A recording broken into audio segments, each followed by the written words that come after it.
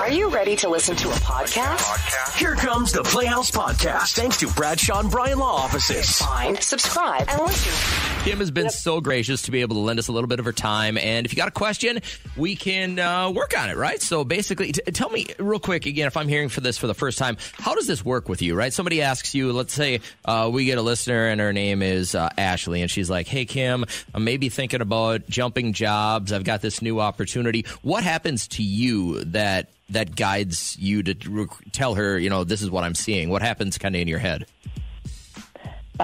Basically, sometimes I hear things, sometimes I feel, sometimes it's a thought that comes in your head or an image that comes in your head. All of them mean something different and unique to me. So I take that information that comes and I interpret it. And it's all based off of your energy, your frequency that you are sending out. Okay. So we'll let you handle that. Can you tell, like, if somebody's got like a negative energy or something like that determines kind of which path you suggest they go on? Yes, everybody has choices. All right. So depending on your thoughts and what you want to believe in, that will dictate where you go. So there's not like one true path that everybody's going to follow from the start, exactly when they come here on Earth to the end. No. Okay. You have choices throughout your whole entire life. You are just able to see those pathways a little bit clearer than we are. For the most part, yeah. I like it. All right, that's easy to understand. Let's start with Holly. Hi, Holly. How are you feeling? Good morning. I'm okay. Okay. Well, what do you got for Psychic Kim? What would you like to ask her this morning? If I'm kind of lost in a career path. I'm kind of in a rut. I'm not sure if I should keep on doing what I've been doing for the past umpteen years that I do love, but I'm having a lot of personal issues with. All right. So basically, are you maybe better off with a new career is kind of the question you're going to ask? Yes. Yeah, and kind of, I mean, it's been difficult because I've been in the healthcare field and I love taking care of people, but I'm having some personal issues with it. All right, fair enough, Kim. Holly, I'm just going to bring you down a little bit because I'm hearing a little road noise. Kim, what do you think she should do? So first off, you work better alone, for one. That doesn't mean you're not supposed to be helping people, as in like in the medical field. But when it comes to other coworkers, you do not work very well with other coworkers. They said you have very strong belief systems, which is just fine. There's nothing wrong with that at all, but sometimes they're just not aligning up. I do see you, I don't know if you work in the big company or not, but I keep getting pulled to a smaller corporation, a smaller company, where it's very more personal, it's more family orientated. I could see that with you, and almost more, I hear the word autonomous type work. Still in the more medical field, but I don't see you working with a whole lot of coworkers, things like that. It's just draining on you. Is this making sense here, Holly?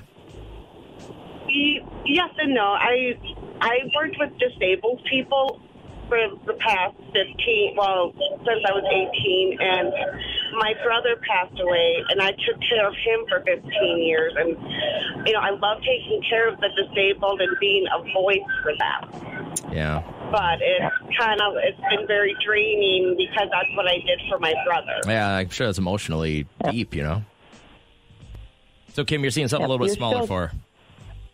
Yep. You're still supposed to be in medical field, 100%. You are a service. You are a healer. So you need to be working that. I keep hearing autonomous. It doesn't mean you have to work in that specific category with disabled people. There are many, many choices. They're showing me that you could actually choose. Oh, so, fair enough. But it's smaller. Go small, Holly. Thanks for the call, and good luck. Anaya, how are you today? I'm great. Good. How are you all? Good. Thank you for asking. What's your question for Psychic Kim this morning? Well, I have been going through a very long, about 5-year custody battle for my daughter. Okay. And I guess I'm just we're waiting for the judge's outcome finally. And I'm just, wanting to know, what might be the outcome on that, and it's actually taken a huge toll on my current marriage, and so I was wondering about that as well. All right, so again, I'm going to bring you down. I'm getting a little feedback. Kim, what do you say? Yep.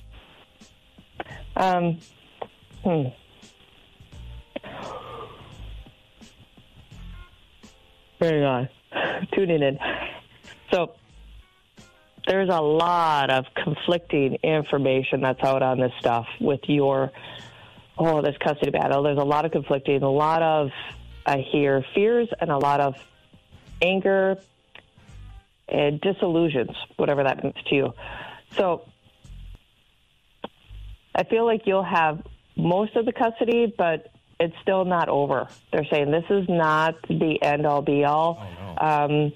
Like he's going to get custody in there, but I feel like I want to cry all of a sudden.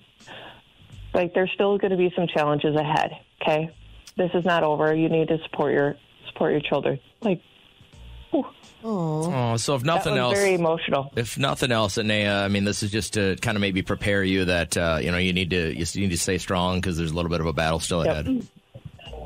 That's the way he is. He'll never give up. Oh, God. All right, hang in there. Be strong for your kiddos. You can do it, Mama. Lexi, I appreciate you having some patience with us. You got a question for Psychic Kim? Yeah, I have just been going through some financial struggles for quite a while, and I want to know if there's a bright future financially. Okay, what do you consider bright, though, Lexi? Let's quantify that real quick. Does that mean you're just kind of not having to live paycheck to paycheck, or you're getting out of debt, or, what would you consider bright? Both of those things. Okay, just all right. Kind of being good stuff. Fair enough, Kim? Okay, so for one, a lot of times money has to do with self-worth, self-worthiness. So that just tells me, for one, you're looking for that self-worth, self-worthiness. The other thing is you don't give yourself enough credit. They're showing me you need, interesting. They're showing me packing up. Like if I have an office, they're showing me packing everything up and saying, hey, I'm moving up, I'm going up. That you need to potentially look for a different job where you are going to feel more valued, where you can earn a little bit more income. It doesn't feel where you're at is going to continue to provide enough for you to get out of this feeling. Okay, there's something else with this too. They're saying this is a strict budget that you are learning. You really have to go by the strict budget. They're showing me like a list. If you go to the grocery store, you literally stick by that list. You're not buying anything extra. This is literally like what is truly valuable to you versus like a need and a want. So it's kind of a tough struggle for you, but it is learning so much value within yourself as you're moving along. But they are showing me like you need to pack up where you're at and you need to look for a different job too. And I hear 2 jobs. So I don't know if you're working 2 jobs, but if you're not, then this might be where there's a second job coming towards you. Have you been feeling that for a while? Do you feel like she's on it? Okay. I definitely relate. All right. Well, hey, I hope this offers some clarity, and good luck. Have a great day. Thanks. Hey, I don't want to self-promote here, but, we're giving away like $2,700, $2,800 at 4 p.m. So if you want to be around, that could be your side hustle. All right, time for one more with Psychic Kim. I've got every line blowing up right now, and I know you want to chat with her, but we'll have her on again real soon. But first, we say good morning to Melissa. Hi, Melissa. How are you? Good. Hey, thanks for spending most of your morning on hold. I appreciate your patience. What do you have for a question for Psychic Kim? So I'm getting married in August, and I guess my question is, are we going to be happy, and is this going to be a lifelong commitment? I just want to make sure I'm making the right choice. Is he listening? What was that? Is he listening? Is he listening? Not that I know of, no. Okay, all right. I just want to make sure, you never know what we're going to say on the air, and all of a sudden he's like, yeah. Yes, okay. They showed me up and down hills, so that means that there's going to be struggles. They don't have to be bad struggles. People perceive struggles as like horrible, and they're not. They're showing me like at one point you're going to be the the person who's like, hey, like, let's go do this. Let's, like, this is going to be great. And then other times you're going to feel down and then he's going to lift you up. It's like this balance that you two are going to continuously do for a while, actually, in your marriage. So they said you need to understand and learn from each other versus nitpick at some of the little things that they said that you'll end up starting to do. But I keep going like up and down, like just going up and down hills. It's good. I see you both, like somebody's reaching down and grabbing the other person and saying, let's go. And the other person's like, I'm just exhausted. I just can't do this anymore. And the other person's like, yes, you can. And then it'll flip around. So this is meant for both of you to be on a journey together and learn and experience new situations with each other. So when I say new situations, sometimes people could perceive that as fearful, negative, but it's not meant to be perceived that way. So, yes, you are on the right path. Yes, you're supposed to get married. Melissa, what were you going to do if she's like, no, this is the wrong guy and I think he's a piece of crap? What were you going to do today if this happened? I thought she was about to say that when she asked if he was right next to you. Were you prepared to pull the plug on this wedding? No. I knew that he was the right guy for me. Trending. Get ready for it. An Encanto sing-along concert tour. It kicks off July 18th. 32 stops across the U.S. and it's on stage. So this is one of those where they encourage the audience to sing along with you. Absolutely. Love it. That'd be so fun to bring the kiddos to. We don't talk about Bruno. It's going to be amazing. I mean, they're going to sell out. It's going to be incredible. But yeah, it's a catchy song. It really is. But is it by far the best animated song on any animated film? Probably not. I want to know, what is the best animated film soundtrack or songs? I'm going to have to say Little Mermaid. I want more. I love it. I want to be where the people are. I want to see them dancing, walking around on those, what do you call them? Oh, feet. Feet. I love it. I love Little Mermaid. What about you? You guys are all a bunch of dorks. Why wouldn't you want something awesome like the Shrek traveling soundtrack? Oh, with Donkey. No original. I know, but like this was perfect. Champagne wishes and caviar dreams from now on. They're riding in a giant onion, guys. This is awesome.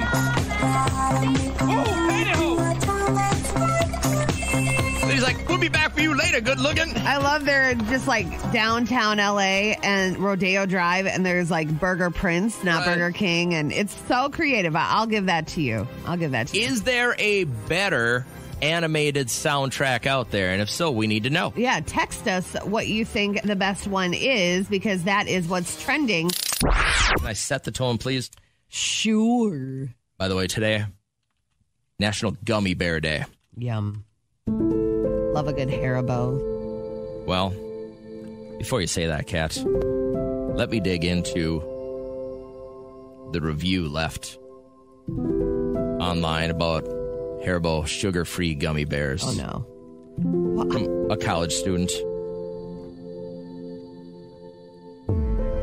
Titled, See You in Hell.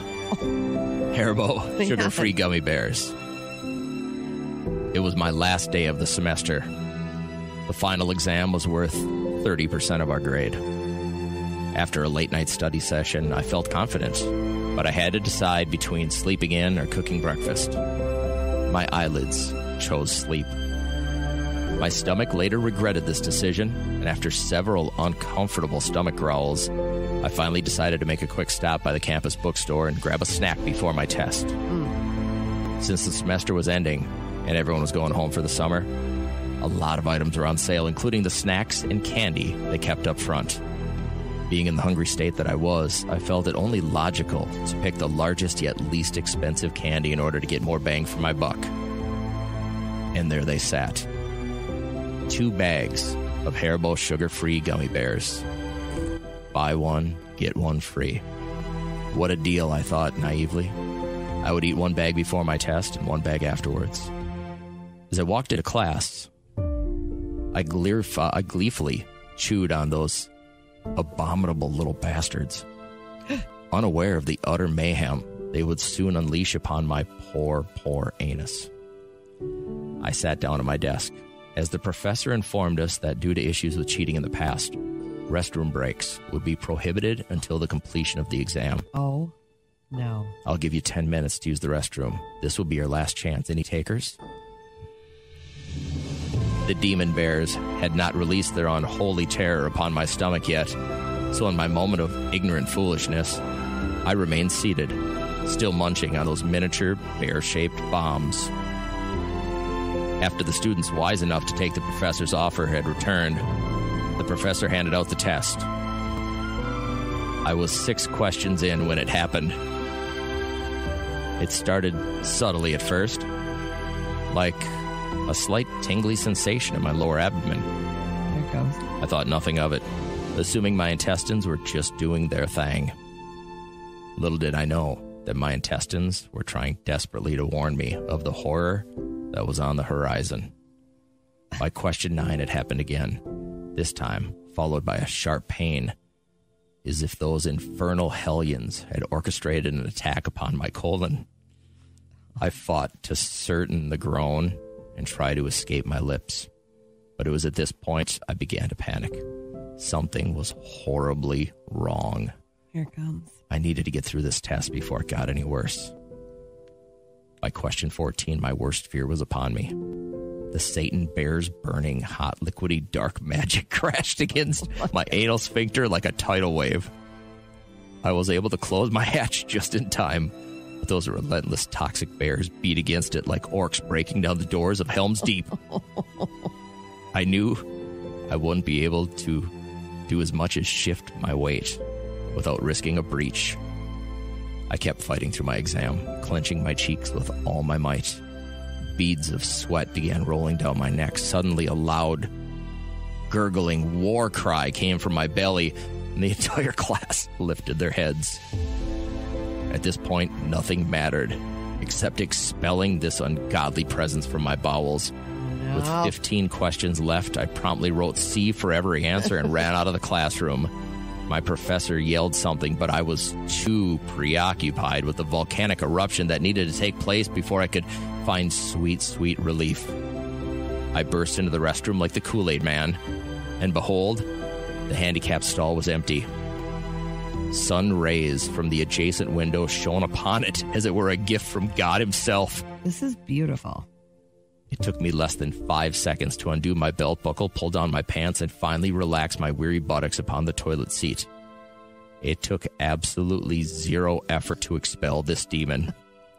Almost immediately, the floodgates of hell were opened, and the damned liquefied souls on entire bags worth of gummy bears cried out as they burned through my sphincter and into the watery abyss below. I've never felt such simultaneous relief and anguish in all my life. After 30 more minutes of this, I immediately went home. Trauma. Dug a hole in my backyard and buried the remaining bag of gummy bears where they still lie in wait. I leave you with this. Do not, I repeat, do not eat these spawns of Satan.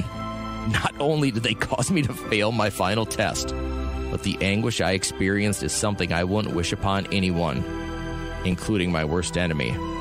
The only good place for these godforsaken hellbears belong buried deep below the earth's surface. That is the review of Haribo. Did they respond? Sugar-free gummy bears left on Amazon, yet to have been replied to. Oh, my God. By our friends at Haribo. We welcome our friend Tommy to the show, who is currently on the road and looking to win some sweet cash. How's your day going so far? Man, you know what? It's going really good. It's sunny outside, and, you know, I'm happy to be trying to win some money. I love it. The fact that the sun comes out this time of the year raises the temperature feel on the skin like 10 degrees. So even if it's a little chilly, still feels a little bit warmer, and you get a little glee going. The optimism in spring is good. So let's get you to the contest. It's pretty simple. You're going to get 3 questions. You must give us the correct answer to each within 5 seconds. That's why we call it No Time to Google. Now, if ever along the way you stumble or you're not completely 100% positive, Just scream out Lifeline, and we'll turn to a song, a huge hit song from the year you were born. So we'll get to that when and if we need to. So your first question, Tommy, always the easiest, but please keep in mind, there is no time to Google. Name any wood instrument. Clarinet. Clarinet. Are you going to take that, Cat? Clarinet is not a metal. Isn't that a brass? Wood, but it's a woodwind. A wood That's wind? where I would have been confused. Okay, yeah, too. we'll take it. All That's right, fine. you're going to take it? That is correct. Exactly Right. JJ's big on the flute. Well, I would. All right. I would have thought it would have been like guitar would have been a wooden instrument. Is that what you were looking for? Something like that? Violin, cello. All right. Yeah. Okay. Yeah. Whatever. Thanks for sticking. This guy has got to stick together. Yeah, Thanks, yeah. man. I got your back, Tommy. All right. Question number 2. There is no time to Google. Which animal has the largest eyes? Ooh, that lemur monkey dude thing. I don't know the name of it. The monkey dude thing? Is that what you just said? So like an ape? The lemur. I don't know. Whatever that big-eyed monkey thing is.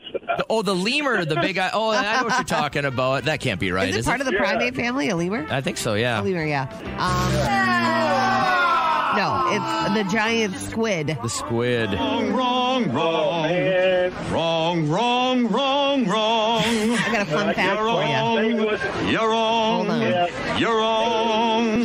Fun fact, an ostrich's eyes are actually bigger than its brain. Yeah, I knew that. I just want to circle back to your answer technically was that monkey type thing. Is that what you exactly said? Maybe like a bush baby. Is that what you're thinking of? Yeah, like a bush baby. Yeah, that much. Yeah. Those Obviously, videos. my eyes are bigger than. Yeah. Go ahead. Sorry. Now, go let's ahead. just say you would have gone, hey, I think I'd like to use the lifeline instead of answering that monkey type thing. This is the song I would have played from the year of your birth, 1969. Let's see if you would have got it within 5 seconds. All right. I mean, that's a Neil Diamond song. I can tell you that. What's the name of it? God dog it. My eyes are bigger than my brain. It was, how about this? The hint is it was written about Sweet Caroline. Would have been right. That is correct. That's exactly right. You're right. All right. Well, your big eyes and your big brain didn't quite come together today, so I can't offer you any big money, but you never know, and we're going to give you another chance at it, all right? Hey, man, I enjoyed it. I appreciate it. Y'all have a good day. You too, Tommy. Take care, man. Let's start with some good news. I've got good news and good news. Tell them the good news. Good news? Good news. Okay. Let's hear it. What's good, Kat? This is awesome news, and I actually have it up on my Cat KCLD Facebook page. The address of where you can send this man, a World War II pilot, is celebrating his 100th birthday next month. Listen. In Tuskegee, Alabama, it wasn't very acceptable to white people for black soldiers to be walking around. Put this out. I imagine there's going to be a flood of birthday cards coming in. Oh, I'll read every one of them. Love this guy. First ever African-American World War II pilot out of Alabama. And it was Tuskegee. Tuskegee. And he looks 80. He does not look 100, but he's wearing all of his old garb, and he looks so handsome. So go check it out. Send him a little message. Send him a birthday card. Say happy birthday. And that is what's good. Thomas Markle, the father of Meghan Markle, he is doing yet another interview. This one has some fighting words because he's doing some name calling. I have so little respect for that man. I think he's an idiot, and I'd take him on any time. He's like a child. He follows my daughter around like a child. He's not a man. You can tell me he was in the military. I don't believe it. I think he's kind of a wuss and always will be. I really would like to meet with Prince Charles and thank him for walking my daughter down the aisle, and also just to meet and talk with him, because I think we have a lot in common now. We've pretty much both been ghosted by our children. Oh, my God. And it won't get better because of what you're doing right there. Lionel Richie gushing about his daughter, Sophia. She is engaged. Her new fiance's name is Elliot. Evidently, Elliot was a little nervous, and Lionel was trying to make him nervous. Elliot had a head start because I've known him since he was like 12, 13 years old. So he kind of knows me. But no, I couldn't intimidate him. He knows my back game already. Plus, no matter what, someone's going to blow it for me anyway. Don't be afraid of my dad. He's a teddy bear. That's not what you want to hear. Still approach with respect. That is a Commodore. There's a Commodore right there.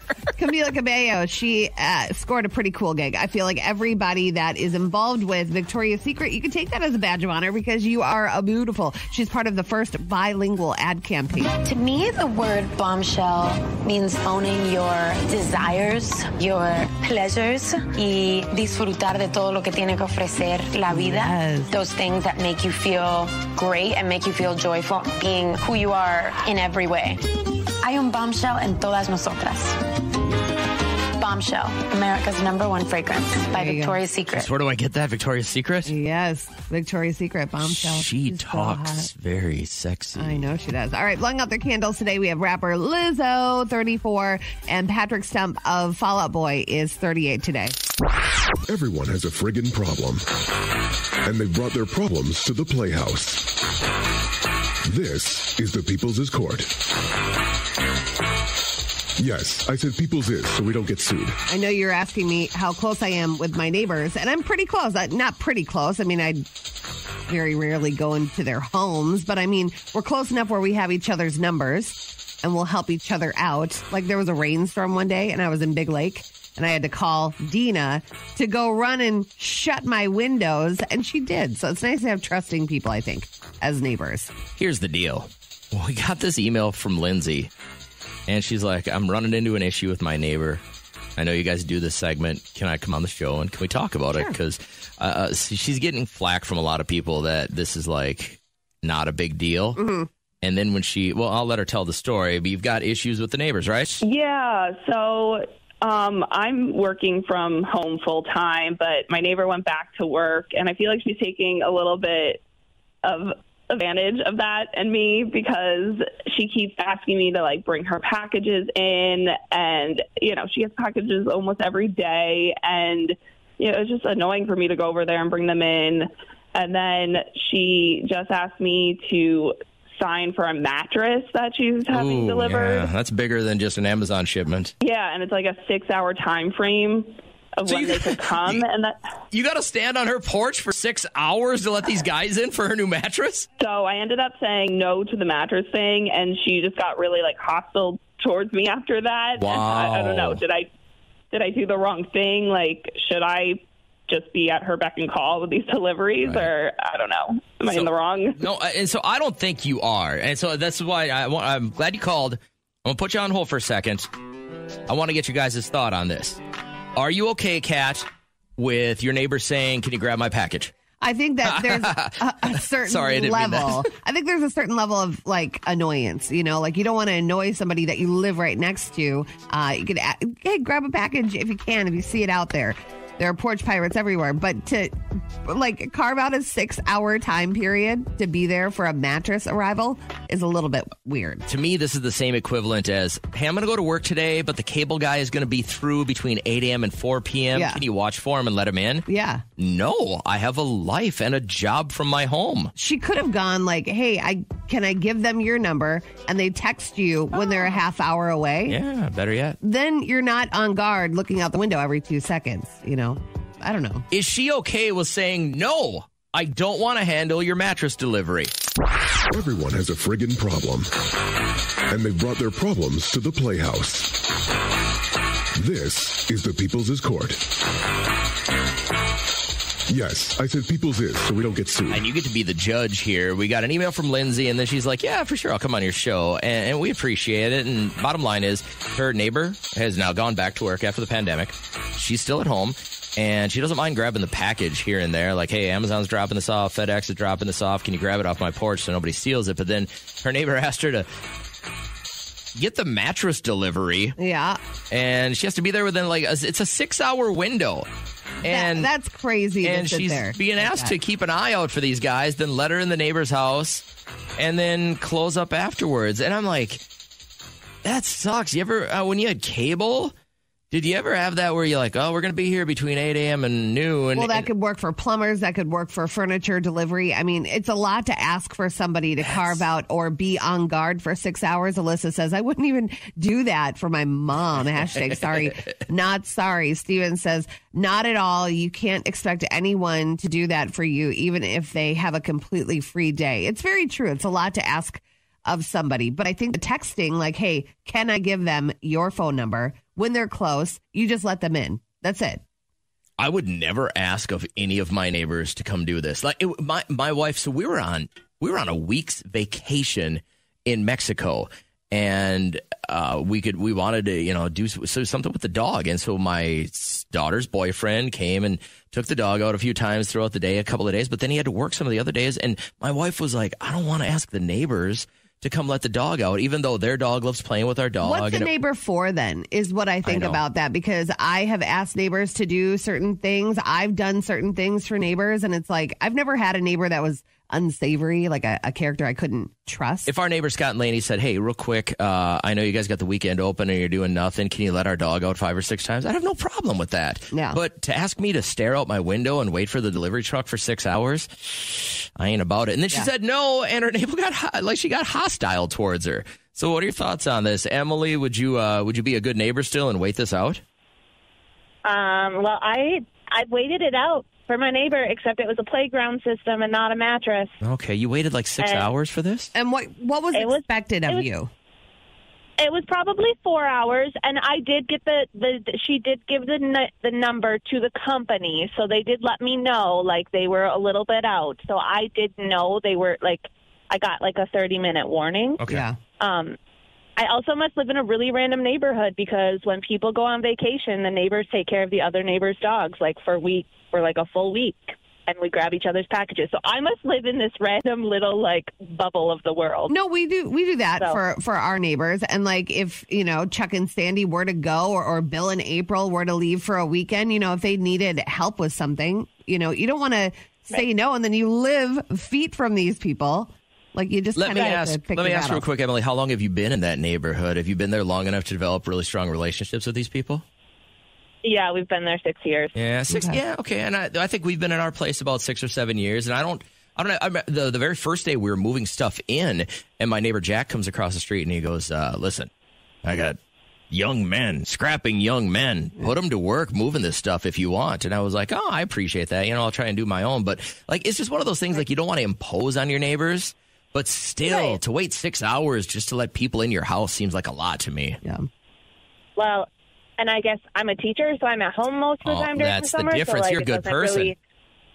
That doesn't really bother me. We don't understand what people are like you are like. Like, you're a good human being. You're here to help others. We're just here to take advantage of things. Do you live in one of those neighborhoods? We talked about how Amos, who used to work on the station, his neighborhood is very weird. I couldn't live in this neighborhood where if your garage door is open, that's like the universal sign of come on in, grab a Coors, let's hang out.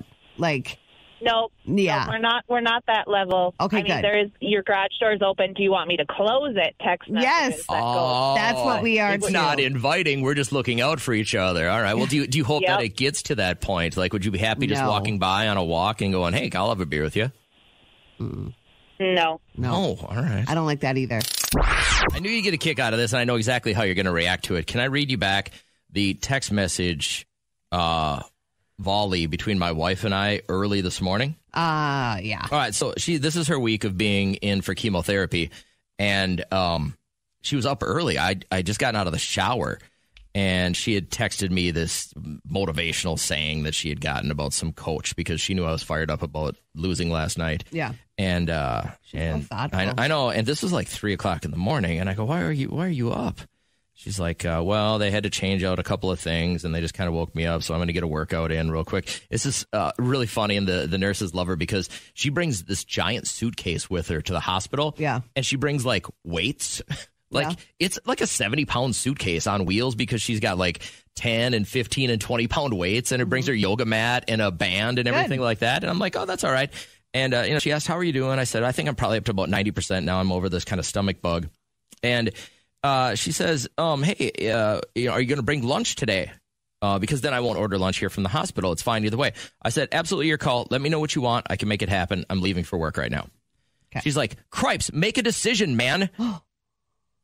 And I said, okay, I didn't realize it was that much of a burden.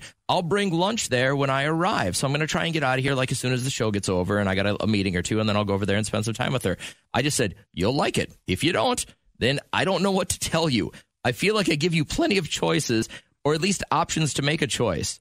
I guess we'll see. You don't have to worry about a thing. There will be food there for you. I hope you like it. I love you. She's like, good. It wasn't a burden. It just isn't up to me because I can't eat here. I just wanted to know if I should order or not. Settle down.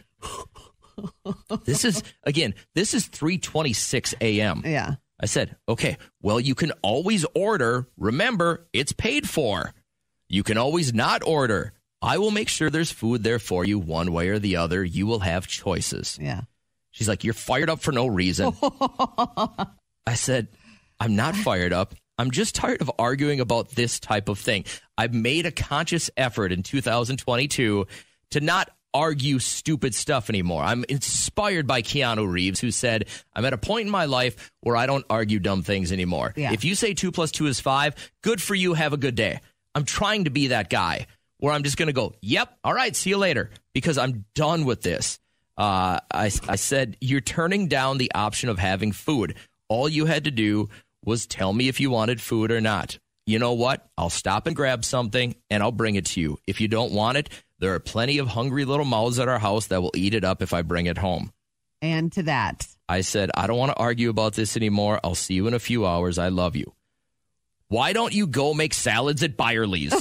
So all of this argument. Why do you have to give her that voice? Maybe she was just like... It's not a voice, it's a text. It's not a voice. But you're putting a voice to the text, so maybe she was like, hey, why don't you just go make salads at Byerly's? But you made it angry. I don't care where you go. I don't know if you want to do anything. And I said, you know what? I'll just make the decision then, and I will decide what you have to eat. Yeah. And as soon as I said, I'll make a decision, why don't you go make salads at Byerly's? They have a salad bar, right?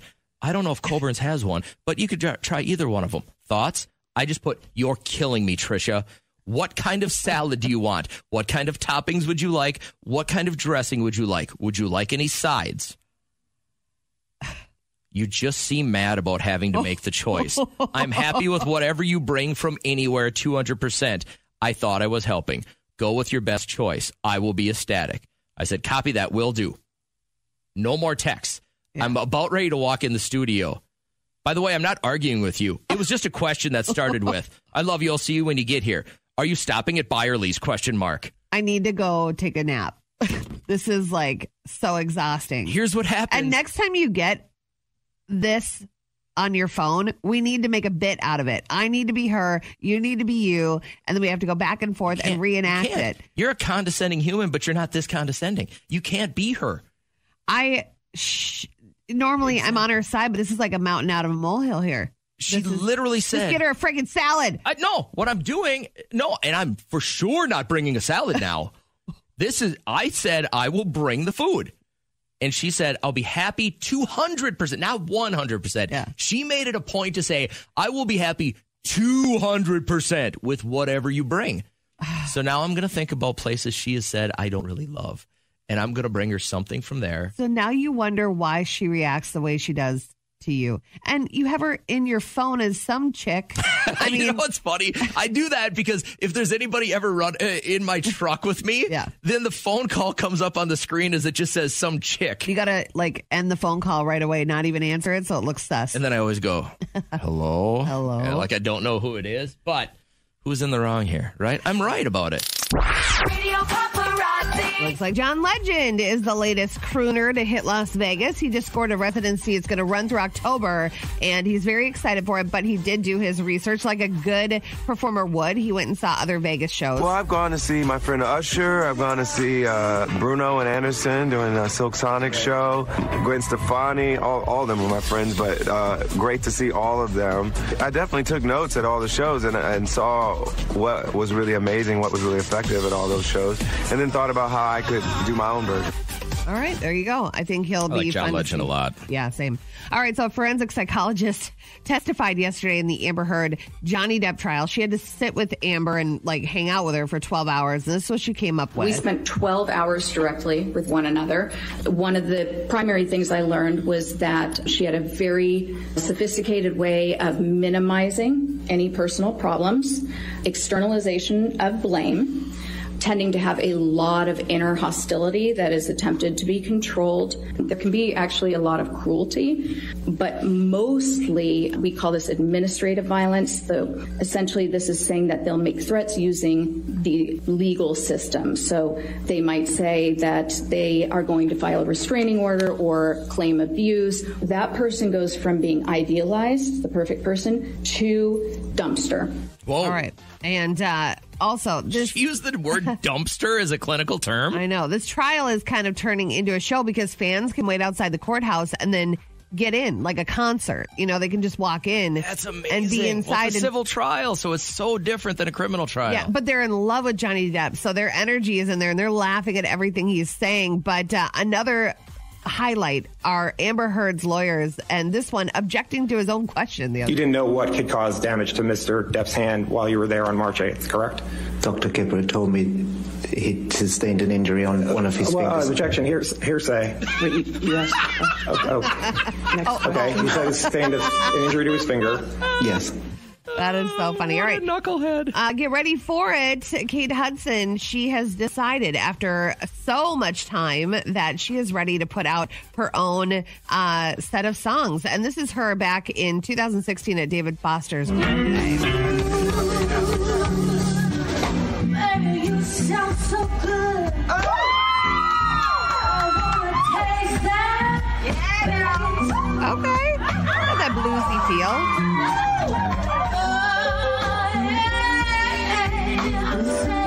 She can sing. She can sing, and she looks cute doing it. And you know, when I miss that kind of music, I went down to Uptown and went to that Famous Dave's, and they had the blues and the bluesy, just like the singers, they just get your soul, and you know, I love that vibe. So she'll sell. Blowing out their candles today, rapper Lizzo is 34, and Duck Dynasty star Cy Robertson is 74. So they said 15, and they, as in parents that did this study, they said 15 was by far the most difficult age to raise their child. Would you concur? Would you agree with that age? I would. I remember you would come in here and say, Peyton doesn't even talk anymore to us. He'll just make noises. We were told by all our friends, you lose them for about a year or two. Yeah. And then, now y'all hang out. And then they come back as mini adults, and they're fun to be with again. But there's like that 14 and 15-year-old range. Yeah. I'm hoping that he doesn't have that part of It'll me. happen. Guaranteed. Guaranteed it'll happen. Derek was the exception. He was so loving to his parents, like has been his whole life. Look how he's like the nicest guy I know. So, I mean, I could only hope that I'll get kisses for the rest of my life, that he won't be embarrassed or anything like that. If he's not embarrassed now, do you feel like he's going to get embarrassed later on? Like, he'll gladly give me a big kiss in front of his friends. He'll hug me whenever. He'll hold my hand whenever. You know what I think is an advantage? You guys have a unique situation here. Number one, you have a child, right? So he's getting all your attention from both of you guys. Yeah. But your work schedules. I mean, you have somebody there with him in the morning and in the afternoon, right? So I think that's a definite parenting advantage. And I think you'll always be around. I think one of the reasons kids kind of lose track of their parents, or they rely on their friends a little bit more, is because maybe you think as a parent, you just got to get them to walking, talking, being able to take care of themselves, and then maybe you let go a little bit. Yeah. And they realize that when it comes to the mental stimulation and stuff like that, and emotional stuff that they get from their friends, they're going to go to their friends a little bit more often. I saw that definitely with our oldest son, who got to like 14, 15, and everything was with his friends. His parents didn't mean much anymore. And then all of a sudden, oh, hey, can you guys help me get ready for college? Yeah. And then it kind of came back around. But I would agree that 15 is the toughest. All right. Well, I mean, hopefully I'm just going to pray for the best and just kind of embrace for what they're saying could happen. Like, just drama. And Lisa had responded to our Snap story, and she said 15 was rough. Her friends were awful. She cut all of her hair off. She'd scowl 24 hours a day. They're looking for independence. They're mad at things that you don't understand. Yeah. Alex had said my 15-year-old was a creature. That's all I could describe her as she would leave her room for 3 minutes, grab food, right back in. But now she's 22, and we're amazing. We all hang out again. So are the parents that were right? I mean, I'm telling you, we had our oldest was the youngest, like in our hockey group. Yeah.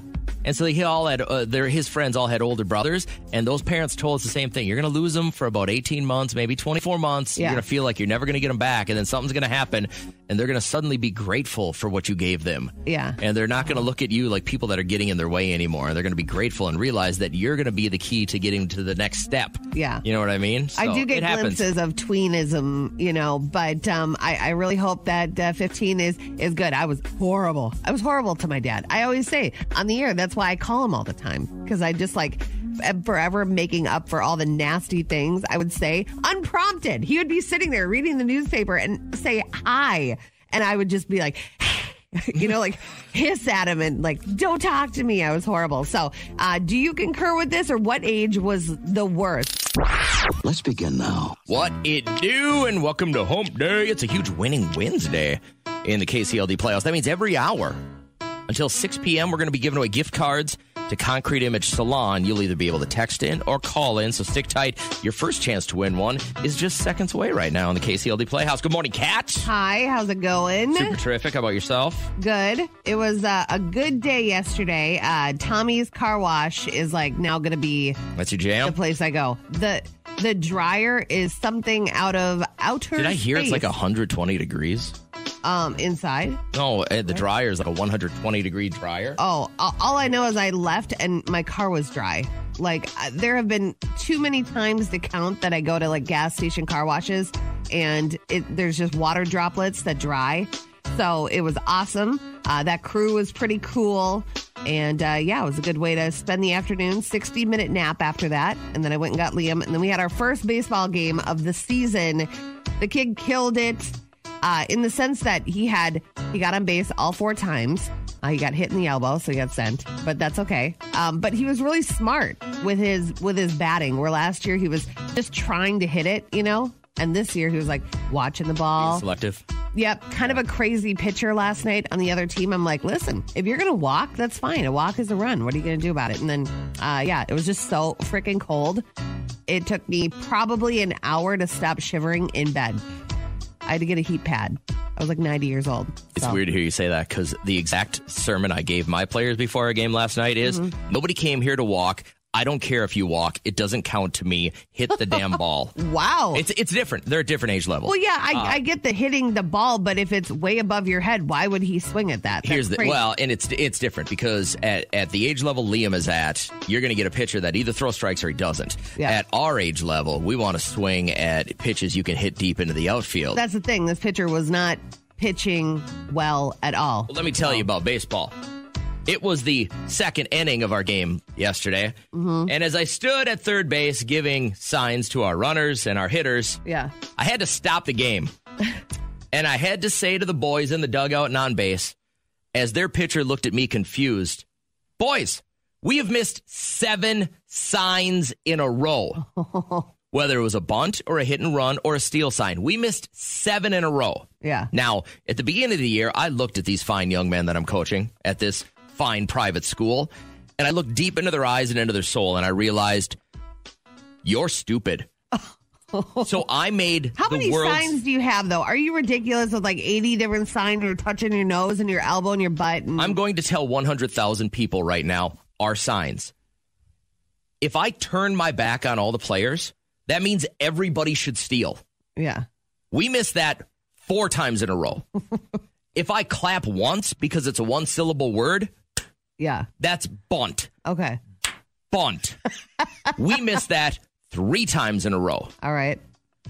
Here's the other sign I have. If I touch my hat at all, it's hit and run. There's no second sign, third sign, indicator.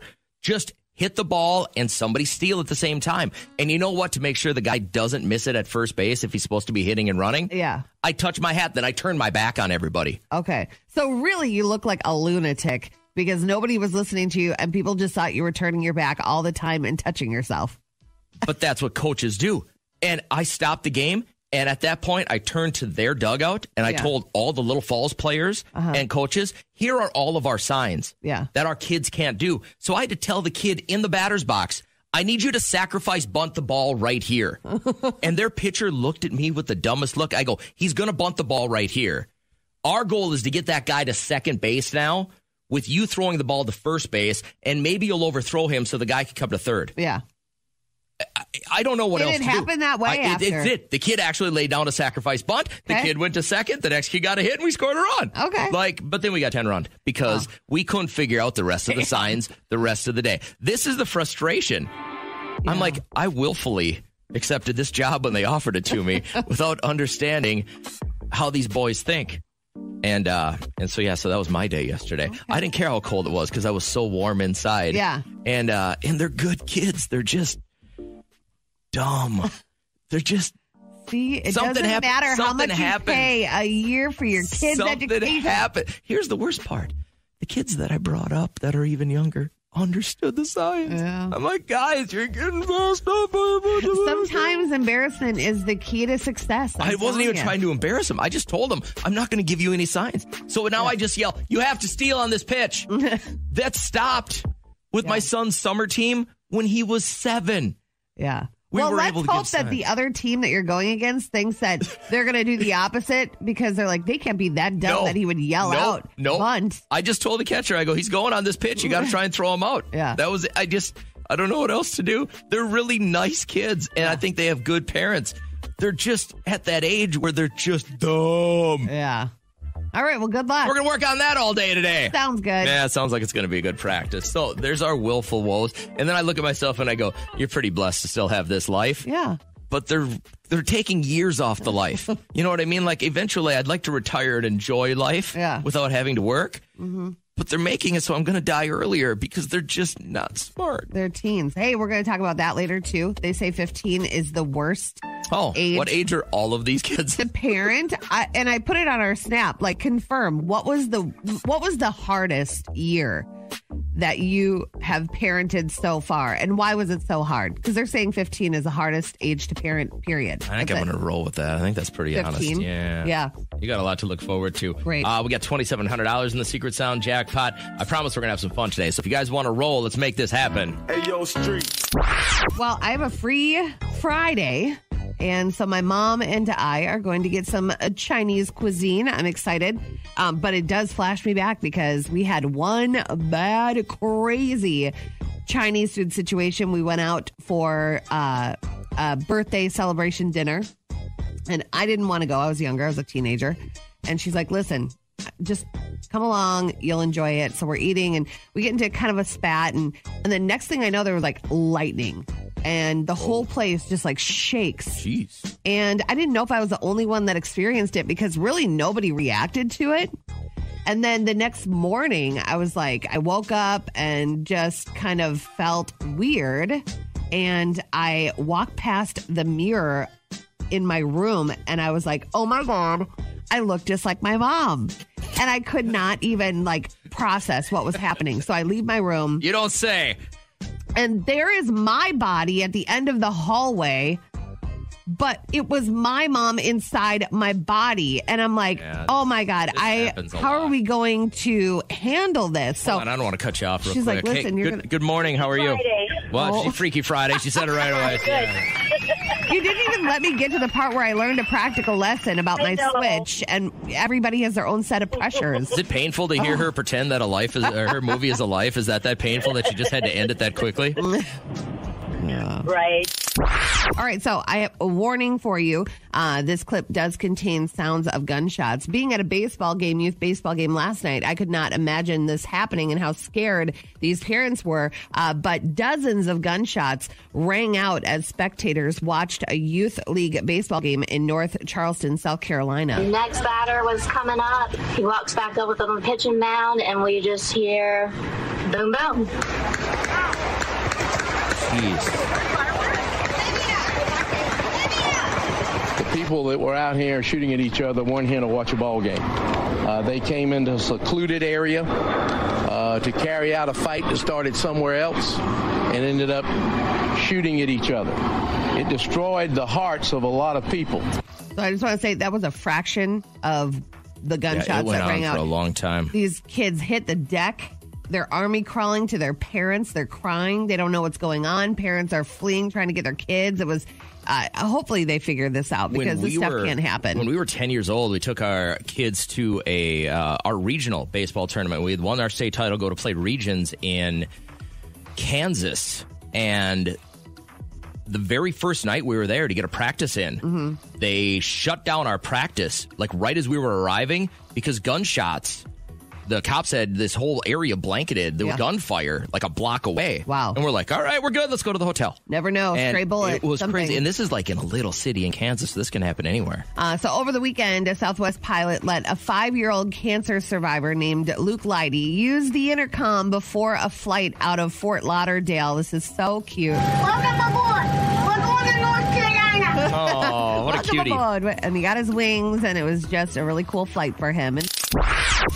So weird. Weird stuff. Everybody called me weird. I am weird. You don't think this is a little weird? No, I don't think it's weird at all. Weird news. All right, so this is Hatsune Miku, a fictional computerized, synthesized pop singer, also known as a hologram. Not real, but can jam. Sounds like one of the singers in the lounge of the Star Wars movies. What a nerdy thing to say. But a Japanese guy was so attracted to this fictional character that it's called fictosexual. And he married her. And so hold on. If you're fictosexual, you marry fictional things that drive your sexual desire. Right.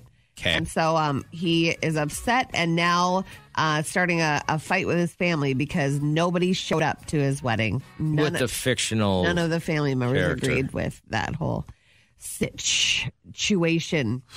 Man, I Fictosexual. want to love my kids, but if my son comes back from college... It's like I married air. I'm going to marry nothing. Are you going to pay for the wedding? I'm going to go, I think you're on your own, kiddo. Yep. And that is what's weird. And now, another post from Aunt Nora. I was asleep, but woken up over 2 hours ago by the noises of the strong winds and have not been able to get back to sleep. Drinking water upside down should work. Just kidding. That's for hiccups. Warm milk it is. Her friend Louise. Isn't a spoonful of honey the remedy for happiness? Nora says, nope, that's cake. 4 laughing, crying emojis. That was another post from Cat's Aunt Nora. Good morning. JJ. Yes. I had to use the bathroom, so I missed the hint that Kat said. You could tell me, and I won't tell anybody because you said you're not going to repeat it. Was it number 1 or number 2? The bathroom? Yeah. I drank coffee this morning. Number 2? Number 2. Yeah. Yeah. It was a good one. The fact that you just admitted that on the radio will give you the hint. Yeah. I don't know anyone that owns one. I thought that's what you said. Okay. I thought you didn't hear it because you were taking a huge dump. I didn't think, that didn't help me any. I didn't know if that was for sure what she said, but I thought that's what she said. Were you grunting at the time? No, it was a clean, good one. Latrice. I drank coffee this morning. What a lady. Look at you, taking a grumpy and hearing the hint. You're the best. I feel so good. The Playhouse Podcast is made possible thanks to Bradshaw and Bryan Law Offices. Catch the live show weekdays from 5:30 to 9 on 104.7 KCLD. Now, share this with a friend.